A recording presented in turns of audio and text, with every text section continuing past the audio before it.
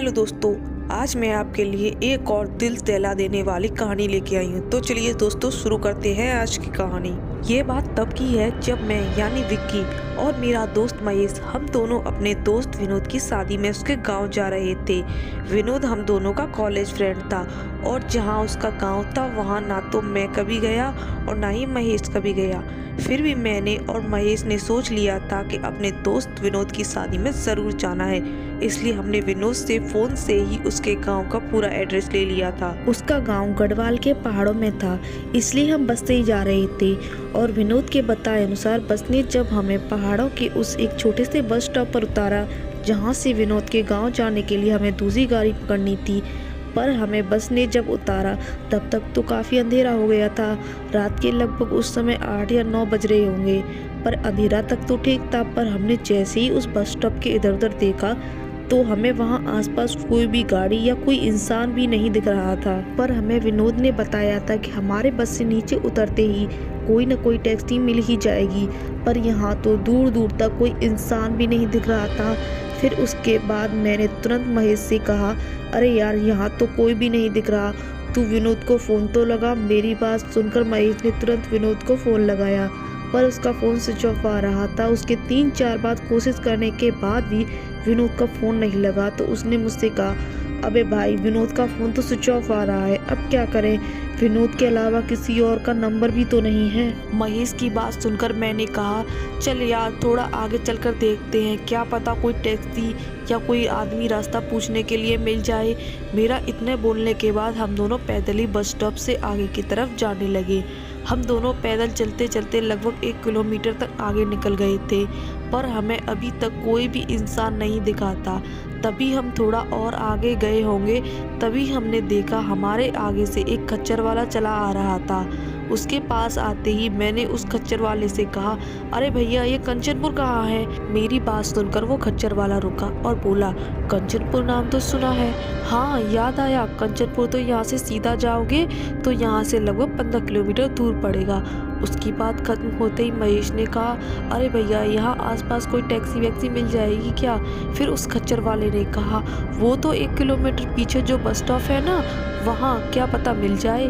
फिर मैंने कहा, अरे यार अभी तो हम वहीं से आ रहे हैं, पर कोई भी टैक्सी नहीं थी। मेरी बात सुनकर फिर उस खच्चर वाले ने कहा, फिर तो भैया आपको सुबह ही कोई टैक्सी मिलेगी। उस खच्चर वाले की बात सुनकर फिर मैंने कहा, यार फिर कोई दूसरा तरीका नहीं होगा वहाँ तक जाने का? फिर उस खच्चर वाले ने कहा, नहीं भैया। फिर तुरंत महेश ने कहा, भाई यहाँ कोई आसपास ऐसी जगह है जहाँ हम रात पर रुक सकते हैं? इस पर फिर उस खच्चर वाले ने कहा, वो यहाँ से थोड़ा ही आगे एक होटल है। पर उसकी बात सुनकर मैंने कहा, पर क्या? फिर उस खच्चर वाले ने कहा, पर यहीं के लोग कहते हैं कि वो होटल कुछ सही नहीं है। उसकी बात खत्म होते ही मैंने कहा, सही नहीं है मतलब भाई हम कुछ समझे नहीं।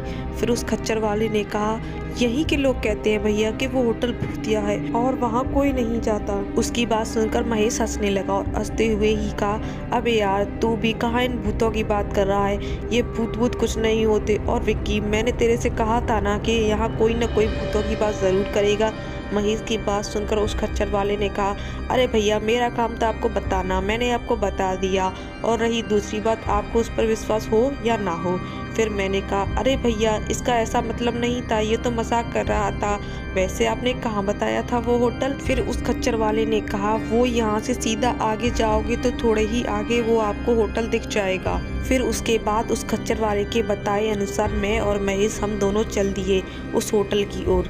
फिर उसके बाद हम थोड़े ही आगे गए थे कि तभी हमें वो होटल भी मिल गया जिसके बारे में खच्चर वाले ने बताया था। पर हम जैसे ही वहाँ पहुँचे तो हमने देखा कि वो होटल देखने में काफ़ी पुराना लग रहा था। उस होटल को देखकर महेश ने कहा, अरे भाई काश ये होटल बाहर से जैसा दिख रहा है वैसा अंदर से ना हो, क्योंकि वो होटल बाहर से देखने में काफ़ी पुराना और गंदा लग रहा था। फिर उसके बाद मैंने कहा, भाई मुझे तो ये होटल वाकई में हॉन्टेड लग रहा है। मेरी बात सुनकर महेश ने कहा, अबे भाई तू कहाँ उस खच्चर वाले की बात में आ रहा है, और चल देखते हैं कोई कमरा आज रात के लिए मिलेगा भी या नहीं। फिर उसके बाद हम दोनों उस होटल के अंदर जैसे ही गए तो जो हमने देखा उसे देखकर हम दोनों की आंखें फटी फटी रह गई, क्योंकि होटल के अंदर भी काफ़ी गंदा और पुराना था। उसे देखकर ऐसा लग रहा था जैसे होटल में कई दिनों से सफाई नहीं हुई हो। मैं और महेश यही सोच रहे थे आखिर कोई इसमें कैसे रह सकता है, क्योंकि उस होटल के अंदर एक अजीब तरह की गंध आ रही थी। फिर भी हम दोनों होटल के अंदर गए और होटल के अंदर इधर उधर देखने लगे, पर उस होटल के अंदर कोई भी नजर नहीं आ रहा था। और उस होटल में एक अजीब तरह की शांति थी जो मुझे कहीं न कहीं चुभ रही थी। तभी महेश ने मुझसे कहा, विक्की ये होटल तो कबाड़ खाना लग रहा है, चल यार बाहर कोई दूसरा होटल ढूंढते हैं। फिर मैंने कहा, अबे भाई कितनी मुश्किल से तो ये होटल मिला है, नहीं तो यहाँ होटल तो दूर की बात है, आसपास कोई घर भी नहीं दिख रहा है। हम दोनों यही बातें कर ही रहे थे कि तभी हमारे पीछे से एक आवाज़ आई। हाँ जी सर, मैं क्या मदद कर सकता हूँ आपकी? आवाज़ सुनकर हमने तुरंत पीछे मुड़कर देखा तो हमारे पीछे 35 या 40 साल का एक आदमी खड़ा हुआ था और उसके कपड़े देखकर ऐसा लग रहा था जैसे वो इस होटल का मैनेजर होगा। फिर उसके बाद वो आदमी हमारे पास चल के आया और बोला, बोलिए सर मैं आपकी कैसे मदद कर सकता हूँ? फिर मैंने कहा, भैया क्या कोई रूम खाली होगा? मेरी बात खत्म होते ही महेश ने मेरे कानों में कहा, अबे भाई इसमें सारे ही रूम खाली हैं। तभी मैंने अपनी कोनी से महेश को हल्का सा मारा और धीरे से कहा, अभी चुप कर। तभी उस होटल के मैनेजर ने कहा, हाँ मिल जाएगा। फिर उसके बाद उससे कमरे की बात करने के बाद वो आदमी हमें कमरे तक ले गया। फिर उसके बाद हम कमरे में जाकर सीधा लेट गए, क्योंकि हम दोनों काफ़ी थक चुके थे और थोड़ी ही देर में हमारी आँख भी लग गई। फिर न जाने कितनी देर बाद जब मेरी आँख खुली तो मैंने देखा महेश बिस्तर पर उठकर बैठा हुआ था। तभी मैंने महेश से कहा, क्या हुआ भाई, तुझे नींद नहीं आ रही क्या? फिर उसके बाद महेश ने मेरी तरफ देखा और कहा, भाई ध्यान से सुन, शायद कोई टॉयलेट के अंदर है। महेश की बात सुनकर मैं भी सुनने की कोशिश करने लगा तो मुझे भी ऐसा लगने लगा जैसे कोई टॉयलेट के अंदर हो। मुझे ऐसा इसलिए लग रहा था क्योंकि टॉयलेट के अंदर किसी के गुनगुनाने की आवाज़ आ रही थी। आवाज़ सुनकर मैं और महेश हम दोनों उठकर अपने बिस्तर पर ही बैठे थे। तभी ऐसा लगा जैसे किसी ने बाथरूम का दरवाज़ा अंदर से हल्का सा खोला और मैं और महेश हम दोनों अपनी नज़र दरवाजे पर गड़ाए बिस्तर पर ही बैठे थे।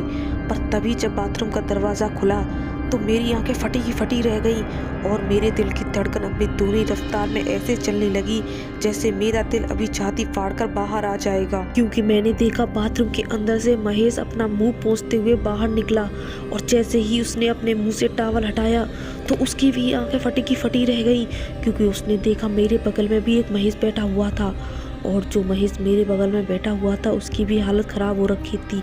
पर उन दोनों से ज़्यादा तो हालत मेरी ख़राब हो रखी थी, क्योंकि मुझे समझ नहीं आ रहा था कि इन दोनों में से असली महेश कौन सा है।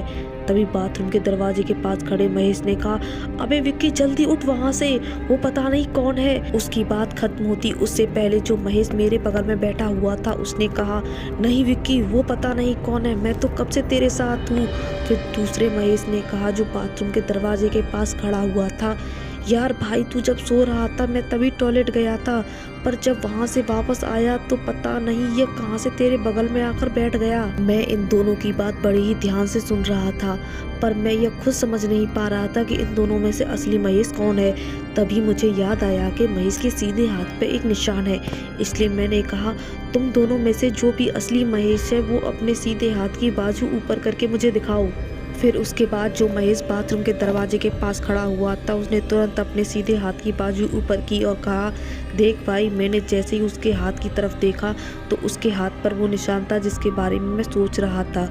पर तभी जो महेश मेरे बगल में बैठा हुआ था उस महेश ने भी तुरंत अपने सीधे हाथ की बाजू ऊपर की और कहा, भाई ये देख, तू यही निशान देखना चाहता है ना?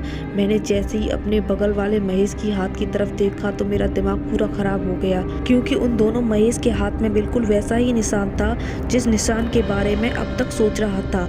और साथ ही मुझे अब यह समझ नहीं आ रहा था कि अब मैं क्या करूं और मैं इन दोनों में से किस पर विश्वास करूं और किस पर ना करूं। और मैं वहां से भाग भी तो नहीं सकता, क्योंकि इन दोनों में से एक मेरा दोस्त महेश था, पर यह समझ भी नहीं आ रहा था कि कौन सा असली महेश है। और साथ ही मैं यह भी सोच रहा था कि आखिर ये हो क्या रहा है हमारे साथ, ये अचानक से एक और महेश कहाँ से आ गया। मैं वहाँ बैठे बैठे यही सब सोच रहा था कि तभी जो महेश बाथरूम के दरवाजे के पास खड़ा था उसने मुझसे कहा, अबे विक्की ज़्यादा सोच मत और उठ जल्दी वहाँ से, क्योंकि यहाँ आते समय उस खच्चर वाले ने भी हमें बताया था कि यह होटल भूतिया है, पर हम दोनों ने उसकी बात नहीं मानी और यहाँ आकर इस मुसीबत में फंस गए। उस महेश की बात खत्म होती उससे पहले ही जो महेश मेरे बगल में बैठा हुआ था उसने कहा, विक्की मुझे तो लगता है यही वो भूत है जिसकी वो खच्चर वाला बात कर रहा था। पर अब मैं और ज़्यादा घबरा गया, क्योंकि इन दोनों में से एक तो महेश था और दूसरा इस होटल का भूत। मैं यही सब सोच रहा था, तभी जो महेश बाथरूम के दरवाजे के पास खड़ा था उसने कहा, विक्की जो तेरे बगल में बैठा है उससे पूछ तेरे को घर में किस नाम से बुलाते हैं। उस महेश ने जैसे ही यह कहा, तभी जो महेश मेरे पास बगल में बैठा हुआ था उसने कहा, विक्की इसकी बात मत सुन, यह तुझे फालतू की बातों में फंसा रहा है। मुझे शायद अब समझ आने लगा था कि इनमें से असली महेश कौन है, पर तभी जो महेश बाथरूम के दरवाजे के पास खड़ा हुआ था उसने कहा, विक्की बातों में तो यह तुझे फंसा रहा है, इससे पूछ अभी फैसला हो जाएगा कौन असली है और कौन नकली। महेश की बात अब मुझे समझ तो आ गई, पर मैं यही सोच रहा था कि एकदम से पूछना भी सही नहीं होगा, क्योंकि जो महेश का रूप ले सकता है वो और भी बहुत कुछ कर सकता है। पर तभी जो मेरे बगल में महेश बैठा हुआ था उसने कहा, अबे विक्की उठ और चल जल्दी से मेरे साथ, हमारा यहाँ रुकना सही नहीं है। फिर मैंने अपनी चुप्पी तोड़ते हुए कहा, महेश तू बता देना कि मुझे घर में किस नाम से बुलाते हैं। पर जो महेश मेरे बगल में बैठा हुआ था उसने पहले तो कुछ नहीं कहा, पर थोड़ी देर में उसने कहा, अबे विक्की तू मुझ पर शक कर रहा है क्या? फिर मैंने कहा, नहीं भाई मैं शक नहीं कर रहा, पर तू बता देना, फिर मैं बिल्कुल शक नहीं करूँगा। फिर मेरी बात खत्म होते ही जो महेश बाथरूम के दरवाजे के पास खड़ा हुआ था उसने कहा, देखा विक्की इसे पता ही नहीं है तो यह तुझे बताएगा कैसे, अब उठ जल्दी वहाँ से। फिर उस दूसरे महेश ने कहा, नहीं भाई मुझे पता है पर अभी याद नहीं आ रहा, पर भाई मैं ही महेश हूँ, और उठ और चल मेरे साथ। उसके इतना कहते ही मैं तुरंत अपने बिस्तर से उठा और तुरंत भागता हुआ उस महेश के पास गया जो बाथरूम के दरवाजे के पास खड़ा हुआ था। फिर उसके बाद हम दोनों तुरंत भागते हुए उस कमरे से निकले और सीधा उस होटल से बाहर जाने लगे। पर वो दूसरा वाला महेश भी उठकर हमारे पीछे आने लगा और पीछे से ही आवाज़ लगाते हुए बोल रहा था, अबे विक्की रुक, मैं ही असली महेश हूँ, तू गलती कर रहा है। पर हम दोनों उसकी आवाज़ को अनसुना करते हुए भागे जा रहे थे और भागते भागते सीधा हम होटल के दरवाजे तक पहुँचे। तो हमने जैसे ही दरवाज़ा खोलने की कोशिश की तो पता चला किसी ने दरवाजे को बाहर से बंद कर दिया था, क्योंकि हमारी पूरी जान से कोशिश करने के बाद भी दरवाज़ा नहीं खुल रहा था। पर तभी हमारे पीछे से उस दूसरे महेश ने कहा, विक्की तू मुझे अकेले ही छोड़कर जा रहा है, तू कैसा दोस्त है? विक्की मेरी बात का यकीन कर और आजा मेरे साथ ही, यहाँ से बाहर जाने का दूसरा रास्ता मुझे पता है, और वैसे भी यह तुझे नहीं बचा पाएगा, बस मैं ही तुझे यहाँ से निकाल सकता हूँ, क्योंकि मैं ही असली महेश हूँ। भाई विश्वास कर मुझ पर और आजा मेरी तरफ और दोनों साथ ही बाहर चलते हैं। यह पता नहीं कौन है और पता नहीं यह तेरे साथ क्या करेगा। वो लगातार बोले जा रहा था और मुझे अपने पास बुला रहा था।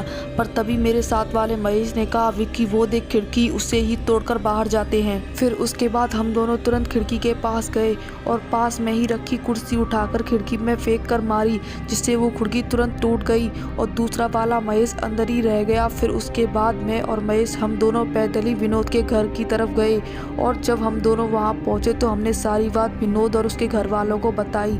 तो विनोद के पिताजी ने हमें बताया कि अगर मैं गलती से भी उस दूसरे वाले महेश पर विश्वास कर लेता तो हम दोनों मारे जाते, क्योंकि उस होटल में जो भूत है वो पहले अपने ऊपर विश्वास कराता है फिर उसके बाद मारता है। और आज उस घटना को पूरे 1 साल हो गए हैं और मैं आज भी यही सोचकर डरता हूँ कि मैं कहीं उस दिन गलती से भी उस पर विश्वास कर लेता तो फिर क्या होता। तो दोस्तों आपको कहानी कैसी लगी कमेंट करके ज़रूर बताएं और वीडियो को लाइक भी करें और हमारे चैनल को सब्सक्राइब भी करें। धन्यवाद।